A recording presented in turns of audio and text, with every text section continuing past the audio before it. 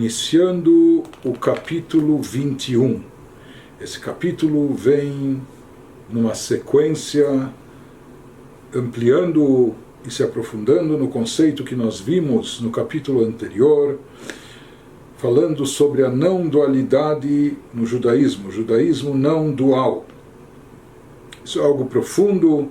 No capítulo anterior, nós vimos, isso é algo muito profundo, porque na realidade isso, de certa forma, contesta premissas muito presentes na nossa visão, na nossa mentalidade, etc.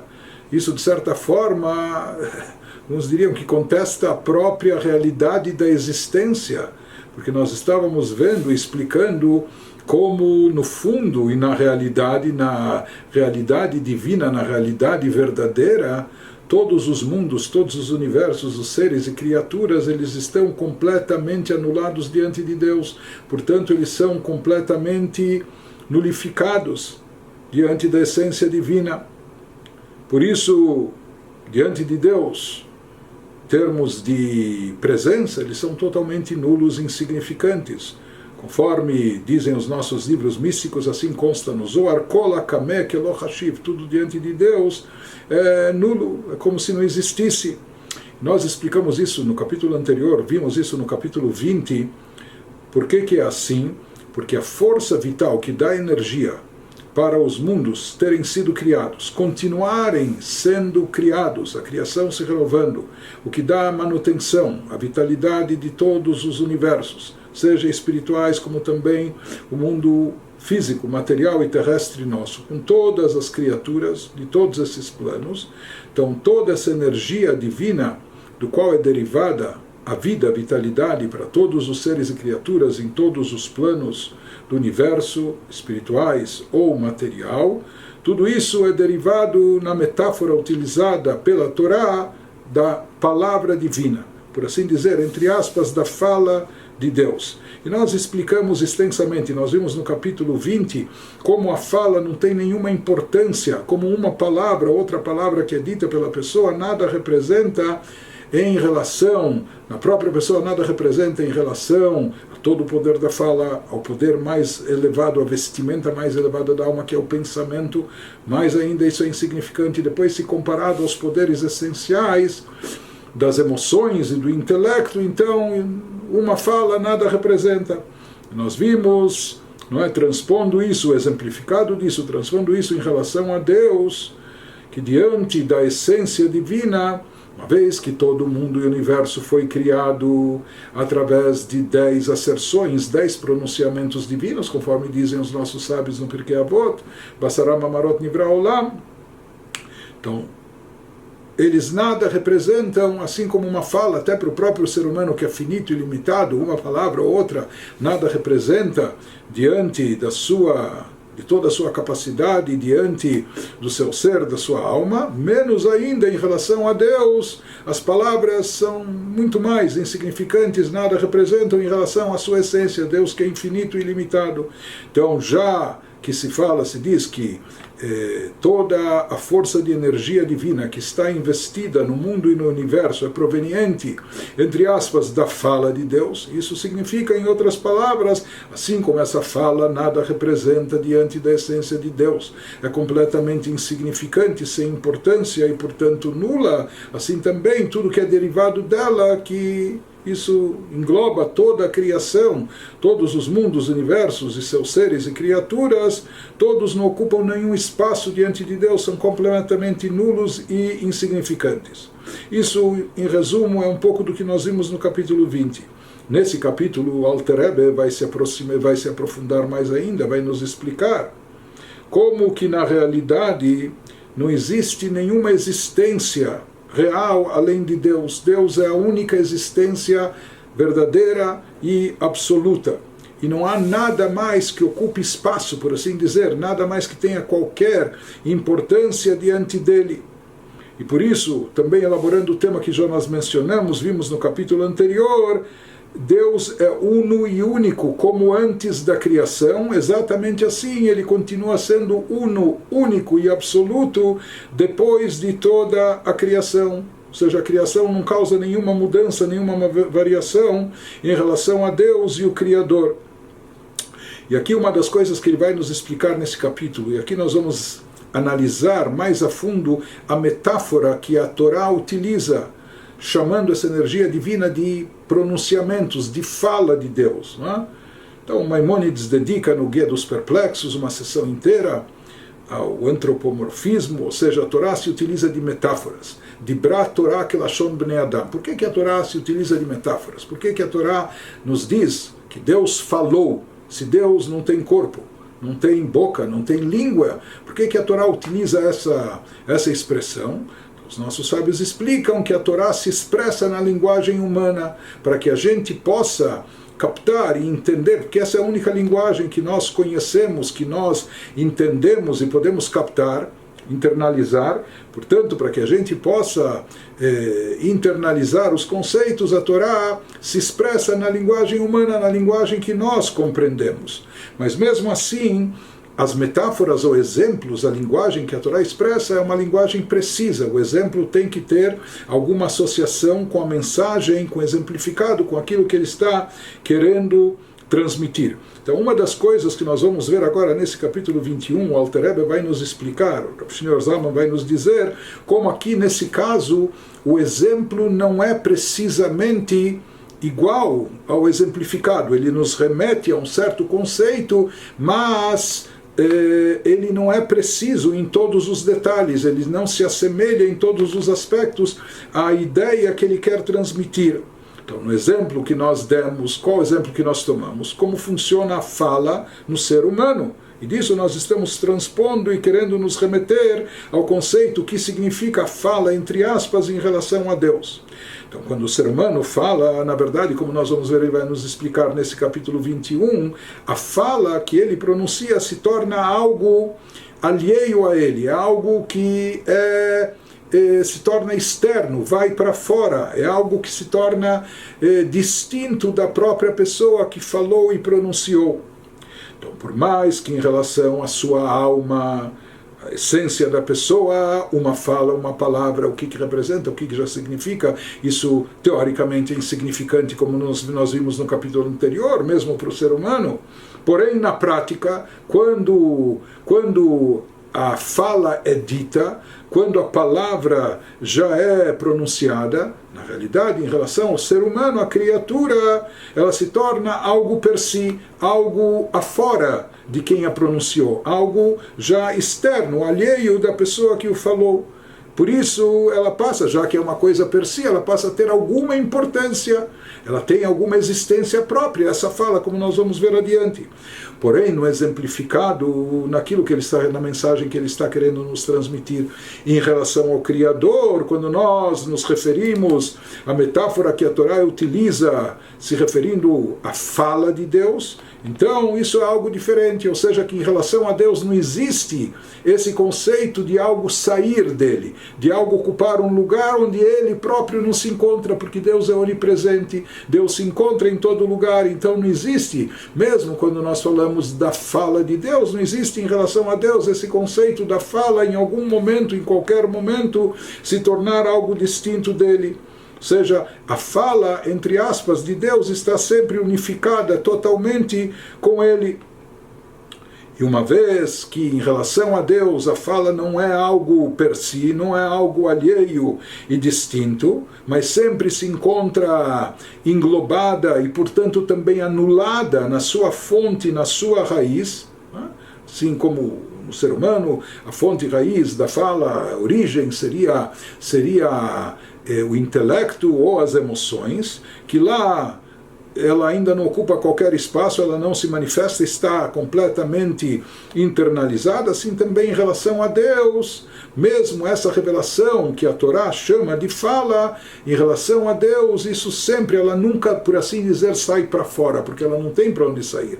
Deus ocupa todo espaço, ele é onipresente, portanto ela está sempre unificada com o Criador e, portanto, completamente anulada diante dele. E, portanto, tudo que é derivado da fala divina, tudo que foi criado, todos os mundos, os universos, eles estão sempre nessa anulação completa e por isso são insignificantes em relação ao Criador. Então isso que ele está nos explicando, que toda a existência diante do Criador, que Lohashiv, não tem qualquer importância, já que a fonte da existência, que é chamada fala divina, sempre está unificada com o Criador, sempre está, portanto, completamente anulada e não tem uma existência per si. Vamos ver nas palavras do próprio Alter Rebbe, no capítulo 21. והנה מידת הקדוש ברוך הוא שלו כמידת בשר ודם, שאדם כשמדבר דיבור הרי הבל הדיבור שבפיו הוא מורגש ונראה דבר בפני עצמו מובדל משורשו שהן 10 בחינות הנפש עצמה. Traduzindo, agora os atributos do Santíssimo Bendito seja não são como os atributos de um homem de carne e sangue, assim afirma o Talmud. Ou seja, é claro que há uma grande diferença entre a criatura e o Criador. E aqui, no caso, quando a gente se refere à fala, ou em relação a Deus, a metáfora de fala, porque durante o processo de fala do ser humano, o que acontece? Quando a gente fala, o sopro que produz a fala, que é exalado através da boca da pessoa, é algo separado da pessoa. De fato, quando nós falamos, pronunciamos algo, então a gente está exalando algo, um sopro que sai da nossa boca, e isso sai de nós. Ou seja, é algo que antes estava dentro de nós, não é? Nossos pulmões, antes de ser exalado, ou passar pelas cordas vocais, etc. Mas no momento que nós falamos e pronunciamos, não é? Alguém até pode medir o sopro que é exalado na hora que se fala. Isso é algo, se torna algo que pode ser sentido e percebido em si. O sopro que a pessoa exalou no momento de falar. Por isso, no caso do ser humano, a fala realmente sai da pessoa, sendo separada de sua fonte, que é, afinal, o âmago profundo da alma, as 10 faculdades da alma em si. Ou seja, qual é a origem da fala? Nós falamos aquilo que nós pensamos antes. E o que nos levou a pensar, ou uma ideia que estava na nossa mente no plano intelectual, ou um sentimento que estava no nosso coração no plano emocional. Porém, quando essa ideia se encontra de forma abstrata ainda na mente da pessoa, ou o sentimento está expresso no coração, antes da pessoa pensar sobre isso, somente quando a pessoa começa a pensar, refletir sobre isso, é que começam a surgir as letras e palavras do pensamento, que vão dar origem depois às letras e palavras da fala verbais, não é? Mas quando tudo estava ainda na origem, na mente ou no sentimento da pessoa, aquilo ainda não tinha, era desprovido de linguística, não tinha letras ou palavras, né? Mas aqui o que acontece? Houve um processo que aquilo que estava totalmente internalizado na pessoa, dentro da pessoa, né? De repente a pessoa falou, quando a pessoa falou, então de fato aquilo saiu dele, saiu até, como nós falamos, de uma forma física, que pode ser medida, que pode ser mensurada. Então, a fala em relação à sua fonte e origem, né, que seria o intelecto ou as emoções, ela não é nada, porque lá ela não existe, não existem sequer as letras e palavras ainda, quando a ideia está a nível intelectual ou emocional. Elas só começam a tomar corpo em forma de letras e palavras quando isso sobe ao pensamento, né? Mas quando elas se encontram ainda no nível do intelecto ou das emoções, lá elas não ocupam qualquer espaço, ela não tem uma identidade ou existência per si. Mas no momento que a pessoa começou, essa ideia começou a tomar corpo dentro da pessoa, no pensamento, e depois na fala, ela se torna já algo próprio. Não, ela tem uma existência própria, algo per si, e finalmente quando a pessoa fala, pronuncia as palavras, Então aquilo se separa da fonte origem, que era o intelecto e as emoções, e aquilo se torna algo per si, as palavras que ele pronunciou, as palavras que saíram da sua boca, aquilo que ele está externando, aquilo que ele está colocando para fora, isso se torna uma existência própria, algo per si. Isso no caso do ser humano e apenas no caso do ser humano. Isso que ele continua nos dizendo, Avalakadosh Baruch Hu, Ein diburo muvdal mimenu yitbarach chas veshalom, ki ein davar chutz mimenu, velei tatar panui minei.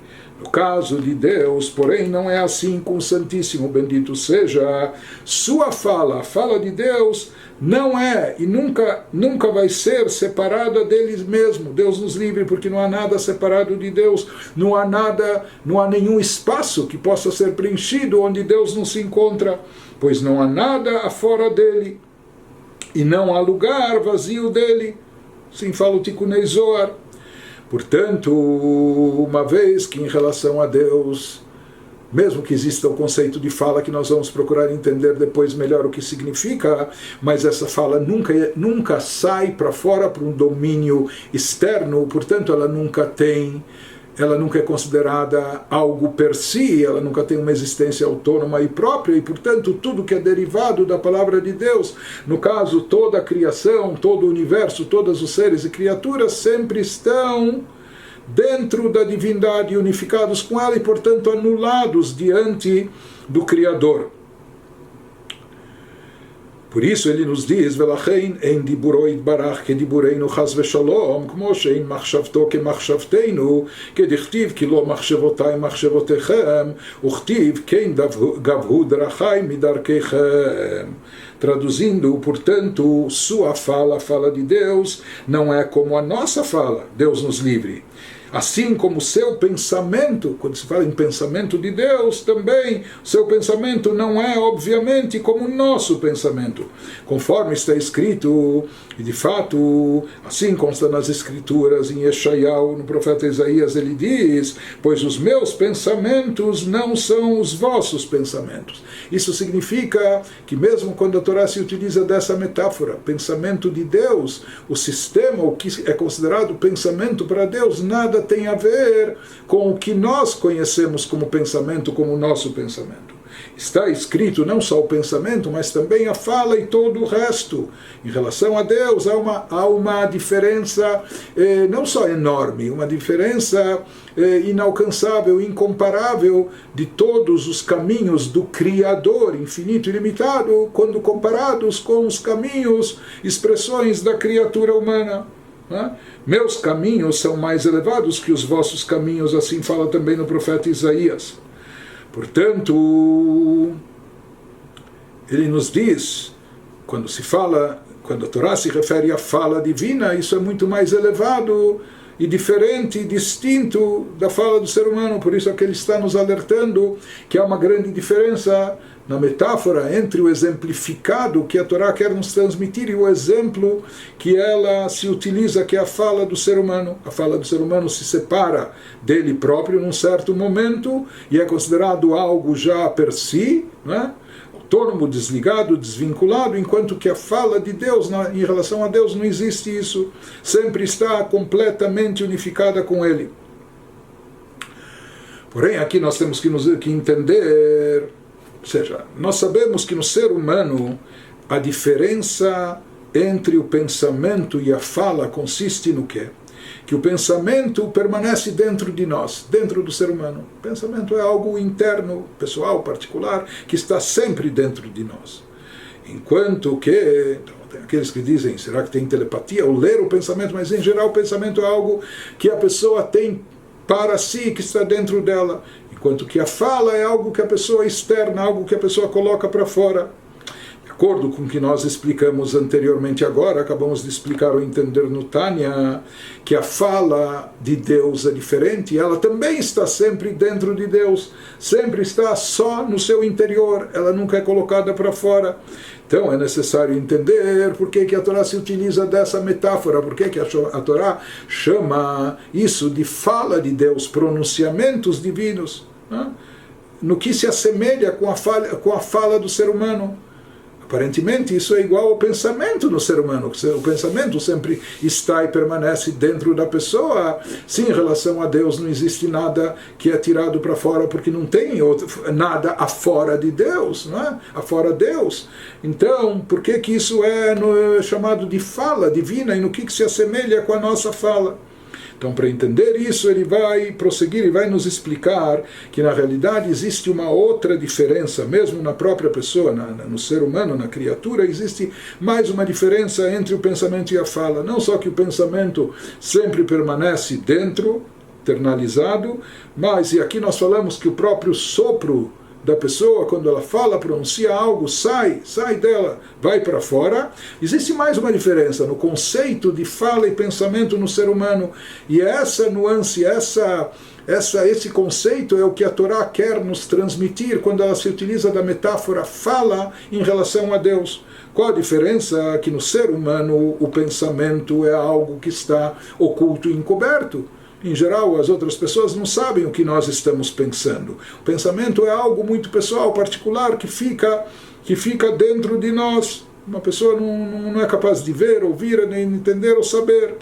Já a fala é uma revelação. Através da fala, a pessoa revela aquilo que ela tem no seu pensamento, no seu sentimento, aquilo que ela tem na sua mente, o que ela pensa fazer, etc. Em outras palavras, enquanto pensamento, a pessoa retém o pensamento para si, já a fala é uma revelação. A pessoa externa aquilo que ela tem dentro de si.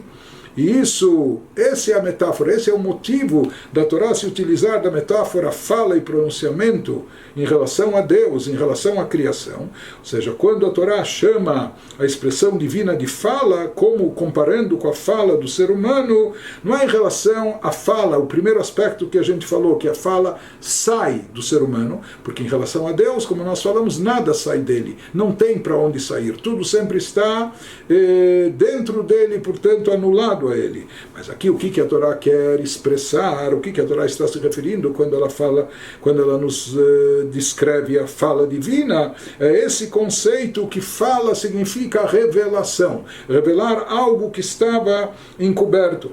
Isso que ele nos explica, Velo nikra diburo yitbarach beshem dibur rak al derech mashal, כמו שדיבור התחתון שבאדם הוא מגלה לשומעים ממה שהיה צפון ונעלם במחשבתו.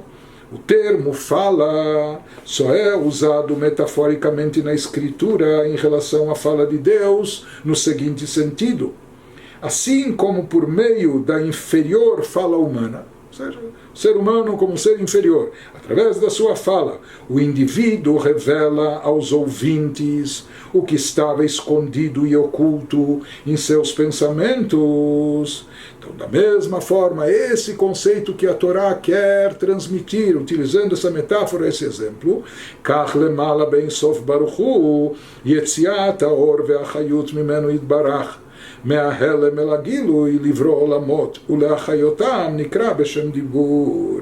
Então ele nos diz, do mesmo modo, no alto, com o infinito, bendito seja em relação a Deus, quando a luz e a energia saem dele da ocultação à revelação. Saem dele não é sair para fora, mas algo, aqui significa a fala divina, algo que sai do estado de ocultação para o estado de revelação, para criar mundos e energizá-los. Então isso se denomina um ato de fala divina, assim como a fala revela o que há no interior da pessoa, o que a pessoa estava pensando, assim também a revelação da luz divina para produzir a criação do mundo, do universo, com todos os seus seres, isso é chamado na Torá de fala, de pronunciamento, já que a fala consiste em uma revelação para o próximo, para alguém além, por assim dizer. Assim também essa revelação divina, aquilo que estava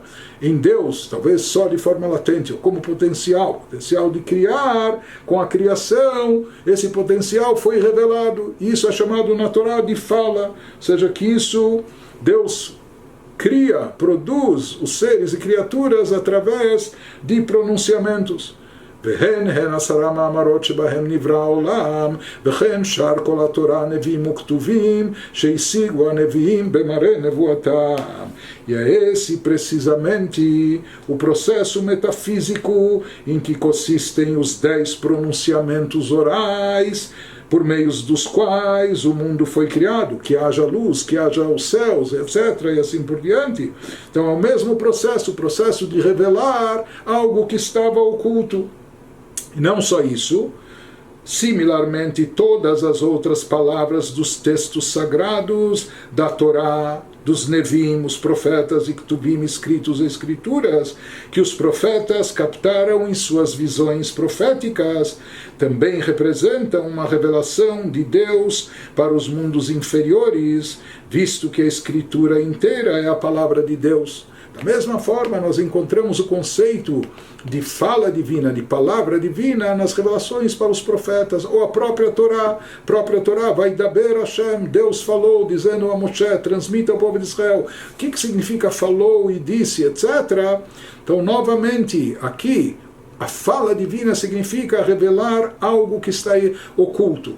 A revelação divina é chamada de fala. Por isso também tudo que se encontra nas escrituras, todas as aparições aos profetas, etc., elas são chamadas e descritas na escritura como uma fala e um pronunciamento de Deus.